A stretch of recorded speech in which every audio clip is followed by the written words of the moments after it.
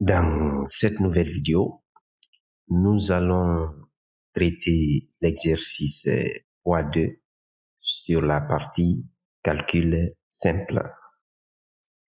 Comme d'habitude, vous avez l'objectif, principalement programmer des formules de calcul, la durée maximum 15 minutes, consigne de réalisation, charger le classeur préalablement saisi, intitulé poids. Dans mon cas, vous retrouverez dans le dossier partie de calcul simple, l'exercice P2 et 7, poids 2. Vous le chargez, donc vous l'ouvrez et le voilà.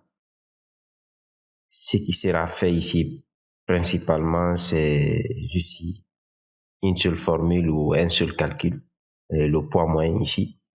Donc nous rédigeons la fenêtre, nous la fixons à droite. Nous sélectionnons la fenêtre des exercices. Nous avons déjà réalisé la première consigne.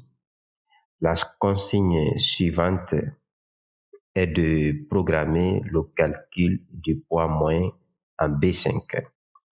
Nous identifions la colonne B et la ligne 5 pour être dans la cellule B5. Comme d'habitude, vous avez ici la formule littérale. Donc, le poids moyen est égal à la somme des poids. Donc, comprenez que c'est un fichier de suivi du poids des joueurs. Donc, vous avez différents joueurs et le poids en kilogrammes pour chacun. L'objectif, c'est de pouvoir calculer le poids moyen. Donc, la formule dit que c'est la somme des poids divisé par le nombre de poids. Ça, c'est la formule littérale qui nous permet de comprendre. Pour implémenter cette formule, nous avons deux manières. La première, on pourrait dire de faire d'abord la somme. Donc, de là, quand je me positionne, je suis en B7 jusqu'à la fin B13. Donc, la somme de B7 à B13, ensuite que je vais diviser par 7. Bon, là, je vous ai mis le résultat pour nous permettre de comparer si ça va donner exactement le même résultat. Donc, je vais me positionner ici. On va essayer cette formule. Rappelez-vous, on commence la formule à partir de égal. Donc, je mets égal. Désolé, mon clavier. Je mets égal. Je commence à saisir ma formule, ma somme. Donc, somme. Ensuite, je balaye de B7 à B13. Je ferme la parenthèse.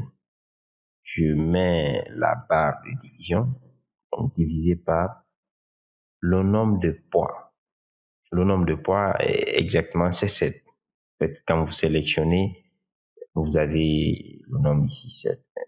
3, 4, 5, 6, 7. C'est exactement 7. Donc, je mets 7. Ensuite, je tape Entrée. Donc, vous voyez que c'est le même résultat qui est là. Donc, nous gardons ce résultat à côté ici. Nous effaçons notre formule avec le bouton Sup ou Delete. Nous allons, cette fois-ci, au lieu d'utiliser, parce que là, disons que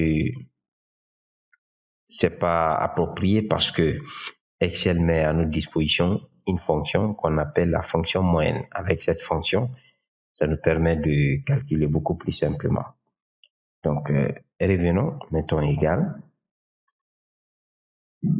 Ensuite, cette fois-ci, au lieu de somme, nous utilisons la fonction moyenne. Donc, vous voyez la description de la fonction moyenne ici qui vous explique voilà, comment l'utiliser. Je clique sur moyenne. Et c'est pareil, cette fois-ci aussi, c'est de B5. Bon, là, je pense que je me suis trompé parce que la place commence à B7 au lieu de B5. Donc, c'est de B7 à B13. Voilà, ce n'est pas B5. Ça commence à B7, comme ici. Donc, je dois rectifier ici. Mais voyons d'abord, je ferme la parenthèse, je tape entrée. Vous voyez que nous avons le même résultat, 84, etc. Donc là, ce n'est pas B5 dans ma formule ici, c'est plutôt B7. Donc, vous voyez que ça donne le même résultat, mais je pense que la fonction moyenne nous rend plus facile la tâche.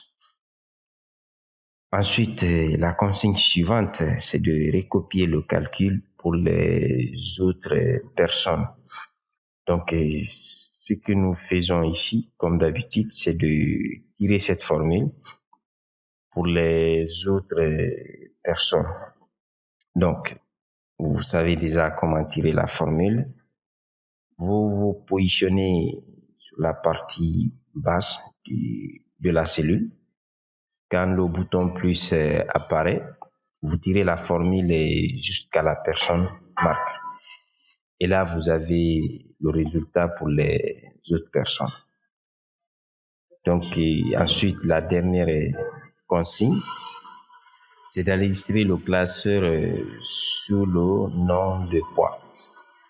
Donc, le classeur a été déjà enregistré, ce qui nous a permis de lui donner ce nom, P2 et 7. Donc là, c'est juste enregistrer les dernières modifications ici, en cliquant sur le bouton enregistrer. Pour imprimer, là, c'est une question qui revient souvent. Donc, une fois enregistré, voilà, l'exercice là est terminé.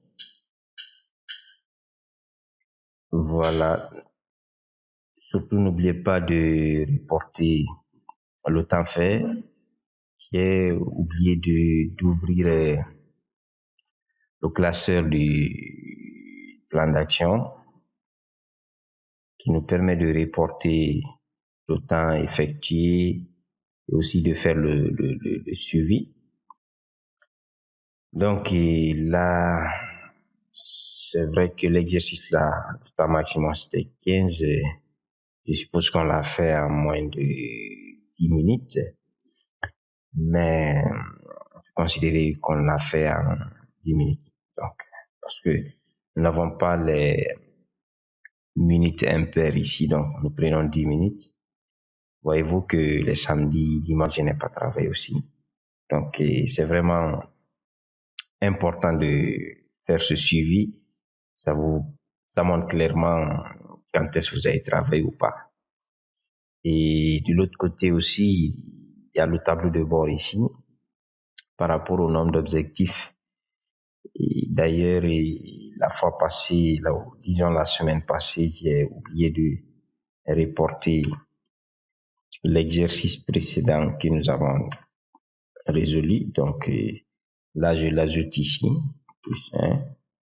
De là aussi, plus 1. Voilà. Et là, nous sommes en semaine 3 maintenant. Donc, je me positionne ici, je mets égal. Comme si je sais, c'est une formule Excel. Je mets égal 1.